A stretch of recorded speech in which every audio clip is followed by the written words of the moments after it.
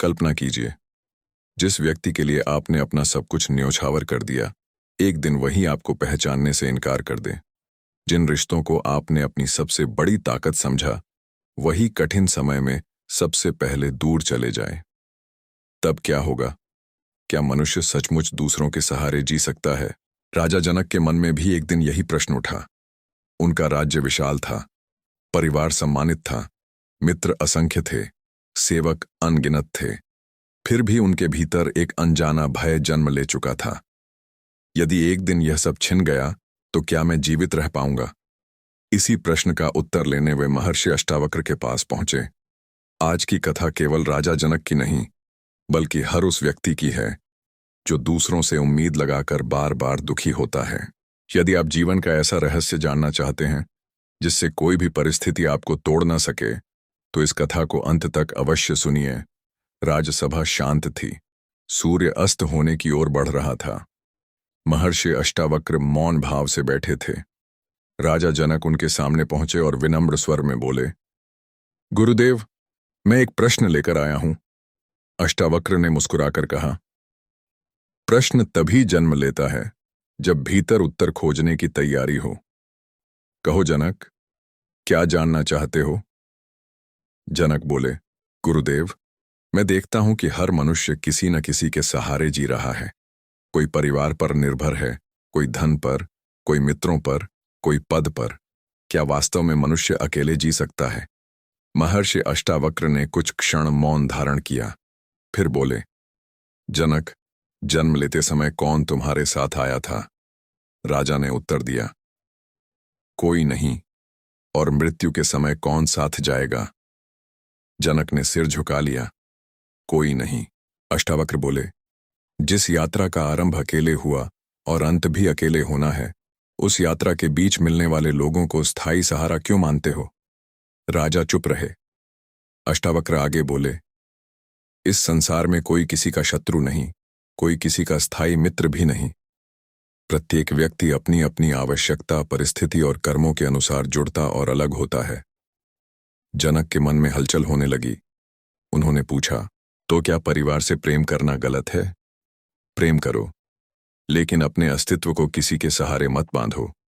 जिस दिन तुम्हारी खुशी किसी दूसरे के व्यवहार पर निर्भर हो जाएगी, उसी दिन तुम्हारा दुख शुरू हो जाएगा। राजा गहरे विचार में डूब गए। उन्हें अपने जीवन की अनेक घटनाएं याद आने लगीं।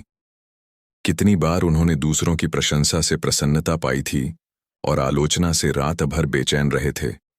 कितनी बार किसी प्रिय व्यक्ति के बदलते व्यवहार ने उनके मन की शांति छीन ली थी। अष्टावक्र ने उनकी ओर देखकर कहा, जनक, मनुष्य का सबसे बड़ा बंधन लोहे की जंजीर नहीं, बल्कि दूसरों से लगी हुई अपेक्षाएं हैं। जब अपेक्षा टूटती है, तब मनुष्य कहता है कि लोगों ने धोखा दिया। वास्तव में उसे लोगों ने नहीं, उसकी अपनी कल्पनाओं ने दुख दिया।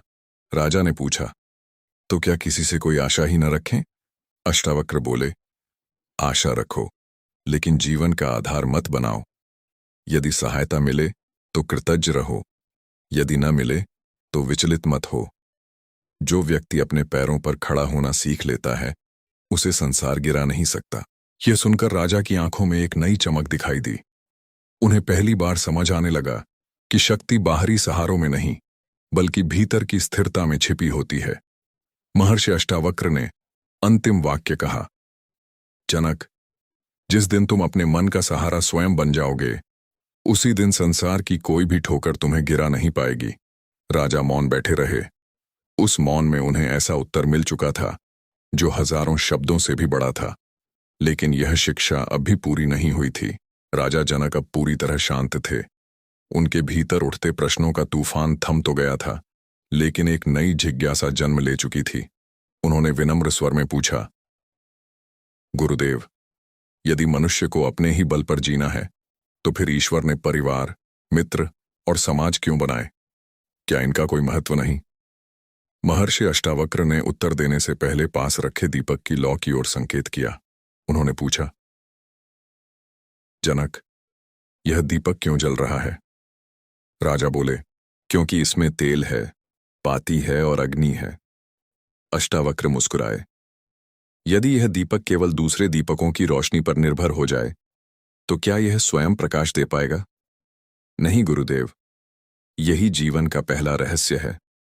दूसरे दीपक तुम्हें दिशा दे सकते हैं, पर तुम्हारे भीतर का प्रकाश तुम्हें स्वयं जगाना होगा। कुछ क्षण बाद अष्टावक्र ने कहा, मैं तुम्हें एक घटना सुनाता हूं। एक युवक था। वह हर काम में दूसरों की सहायता चाहता था।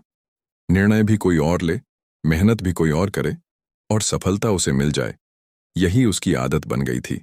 जब तक लोग साथ देते रहे, उसे लगा कि उसका जीवन सुरक्षित है। लेकिन समय बदला। एक एक करके सभी अपने कामों में व्यस्त हो गए। जिस मित्र पर उसे सबसे अधिक भरोसा था, उसने भी कहा, अब तुम्हें अपना मार्ग स्वयं बनाना होगा। युवक को यह बात बहुत बुरी लगी। उसे लगा कि सबने उसका साथ छोड़ दिया। वह दुखी होकर एक ज्ञानी के पास पहुंचा और बोला, सब स्वार्थी हैं, कोई किसी का नहीं। ज्ञानी मुस्कुराए और बोले, तुम्हें लोगों ने नहीं छोड़ा, तुम्हें जीवन ने चलना सिखाया है। युवक समझ नहीं पाया। ज्ञानी उसे नदी के किनारे ले गए। उन्होंने कहा, देखो इस नदी को। इस नदी, क्या यह किसी के सहारे बहती है? नहीं। क्या यह रास्ते में आने वाली चट्टानों से रुक जाती है? नहीं। तो फिर तुम क्यों रुक जाते हो? तुम भी जीवन की नदी हो। तुम्हारा स्वभाव आगे बढ़ना है, सहारे ढूंढना नहीं। अष्टावक्र ने राजा जनक की ओर देखा। जनक, संसार में अधिकांश लोग इसलिए दुखी नहीं हैं कि उनके पास साधन कम है। वे इसलिए दुखी हैं क्योंकि उनका आत्मबल कम है। जिसका आत्मबल जाग जाता है, वह विपत्ति में भी मुस्कुराता है, और जिसका आत्मबल सोया रहता है, वह सुख में भी भयभीत रहता है। राजा ने पूछा, गुरुदेव, आत्मबल कैसे जागता है? अष्टावक्र बोले, जब मनुष्य शिकायत करना छोड़ देता है। जिस दिन तुम यह कहना बंद कर दोगे कि मेरे साथ किसी ने अच्छा नहीं किया, उसी दिन तुम्हारे भीतर शक्ति का जन्म होगा। जो व्यक्ति हर असफलता का दोष दूसरों पर डालता है, वह कभी शक्तिशाली नहीं बन सकता। राजा जनक की आंखें नम हो गईं। उन्हें अपने जीवन की कई घटनाएं याद आने लगीं, जहां उन्होंने परिस्थितियों को दोष दिया था। अष्टावक्र ने कहा, याद रखो जनक, तुम्हें गिराने वाले लोग नहीं होते, तुम्हारी निर्भरता होती है। जिस दिन तुम अपने निर्णय स्वयं लेने लगोगे, अपने भय का सामना स्वयं करोगे और अपने कर्मों की जिम्मेदारी स्वयं उठाओगे, उसी दिन तुम सच्चे अर्थों में स्वतंत्र हो जाओगे। राजा ने हाथ जोड़कर कहा, गुरुदेव, आज मुझे समझ आने लगा है कि सबसे बड़ा सहारा बाहर नहीं, भीतर होता है। अष्टावक्र मुस्कुराए, लेकिन बोले, अभी नहीं जनक, अभी तुम्हें जीवन की सबसे कठिन परीक्षा समझनी बाकी है। एक ऐसी परीक्षा जिसमें धन, परिवार, प्रतिष्ठा और शक्ति, सब कुछ सामने होते हुए भी मनुष्य स्वयं को अकेला अनुभव करता है। यदि उस क्षण भी कोई अडिग रह जाए, वही वास्तव में अपने दम पर जीना सीख चुका होता है। यही रहस्य अष्टावक्र अगले प्रसंग में राजा जनक को समझाने वाले थे। राजा जनक अब पहले जैसे नहीं रहे थे। अष्टावक्र के प्रत्येक शब्द उनके भीतर गहराई तक उतर रहे थे। फिर भी उनके मन में एक अंतिम संशय शेष था। उन्होंने गंभीर स्वर में पूछा, गुरुदेव, यदि सब कुछ अपने बल पर ही करना है, तो क्या संकट के समय किसी से सहायता मांगना भी उचित नहीं? अष्टावक्र ने शांत भाव से उत्तर दिया, सहायता मांगना कमजोरी नहीं है, लेकिन अपनी शक्ति को भूलकर केवल सहारे के भरोसे जीना सबसे बड़ी कमजोरी है। फिर उन्होंने राजा से कहा, आज मैं तुम्हें एक ऐसी घटना बताता हूं जो हर मनुष्य के जीवन में कभी न कभी घटती है। एक नगर में एक वृद्ध शिल्पकार रहता था। उसके बनाए हुए भवन दूर दूर तक प्रसिद्ध थे। उसके 3 पुत्र थे। उसने सोचा, अब बुढ़ापा आ गया है, आगे का काम मेरे पुत्र संभाल लेंगे। धीरे धीरे उसने काम छोड़ दिया और पूरी तरह अपने पुत्रों पर निर्भर हो गया। कुछ समय तक सब ठीक चलता रहा। फिर परिस्थितियां बदलीं। एक पुत्र व्यापार में व्यस्त हो गया, दूसरा अपने परिवार में उलझ गया और तीसरा दूर प्रदेश चला गया। वृद्ध ने पहली बार अनुभव किया कि जिन कंधों को वह अपना सहारा समझता था, वे अब अपने अपने जीवन का भार उठा रहे थे। वह दुखी होकर बैठ गया। तभी एक साधु वहां से गुजरे। उन्होंने पूछा, क्यों उदास बैठे हो? वृद्ध बोला, जिनके लिए जीवन भर परिश्रम किया, आज वही मेरे पास नहीं है। साधु मुस्कुराए और बोले, उन्होंने तुम्हें छोड़ा नहीं है। समय ने केवल तुम्हें यह याद दिलाया है कि तुम्हारा सबसे बड़ा सहारा तुम्हारा अपना साहस है। अष्टावक्र ने राजा जनक की ओर देखा। जनक, यही संसार का नियम है। हर व्यक्ति अपनी यात्रा पर है। कोई कुछ दूर तक साथ चलता है, फिर उसका मार्ग बदल जाता है। इसलिए साथ मिलने पर अहंकार मत करो और साथ छूटने पर निराश मत हो। राजा ध्यान से सुन रहे थे। अष्टावक्र आगे बोले, जिस व्यक्ति की खुशी केवल दूसरों की उपस्थिति पर टिकी हो, उसका दुख निश्चित है। लेकिन जिसकी शांति उसके भीतर स्थापित हो जाए, उसे संसार की कोई दूरी अकेला नहीं कर सकती। राजा ने पूछा, गुरुदेव, भीतर की यह शक्ति कैसे मिले? अष्टावक्र बोले, प्रतिदिन स्वयं से 3 प्रश्न पूछो। क्या मैं अपना निर्णय स्वयं ले सकता हूं? 2. क्या मैं बिना प्रशंसा के भी अपना कर्म कर सकता हूं? 3. यदि आज सब साथ छोड़ दें, तो क्या मेरा विश्वास स्वयं पर बना रहेगा? यदि इन तीनों का उत्तर हां है, तो समझो तुमने जीवन का सबसे बड़ा धन प्राप्त कर लिया। कुछ क्षणों तक दोनों मौन रहे। फिर अष्टावक्र ने धरती से एक सूखा पत्ता उठाया। उन्होंने उसे हवा में छोड़ दिया। पत्ता हवा के साथ इधर उधर उड़ने लगा। अष्टावक्र बोले, जो व्यक्ति दूसरों की इच्छा पर जीता है, उसका जीवन इस पत्ते की तरह होता है। जहां परिस्थितियां वे ले जाएं, वहीं चला जाता है। इसके बाद उन्होंने पास खड़े एक विशाल वटवृक्ष की ओर संकेत किया, और जो अपने आत्मबल पर खड़ा होता है, वह इस वृक्ष के समान होता है। आंधी आती है, वर्षा आती है, ऋतु बदलती है, फिर भी उसकी जड़ें उसे गिरने नहीं देती। राजा जनक की आंखें बंद हो गईं। उन्हें पहली बार यह अनुभव हुआ कि बाहरी सुरक्षा से अधिक आवश्यक भीतर की स्थिरता है। तभी अष्टावक्र ने धीमे स्वर में कहा, जनक, अभी तुमने केवल यह जाना है कि अपने पैरों पर कैसे खड़ा होना है। अगले चरण में मैं तुम्हें बताऊंगा कि ऐसा कौन सा भ्रम है जो मनुष्य को जीवन भर दूसरों का मोहताज बनाए रखता है। जब वह भ्रम टूट जाता है, तभी वास्तविक स्वतंत्रता का जन्म होता है। राजा ने विनम्रतापूर्वक प्रणाम किया।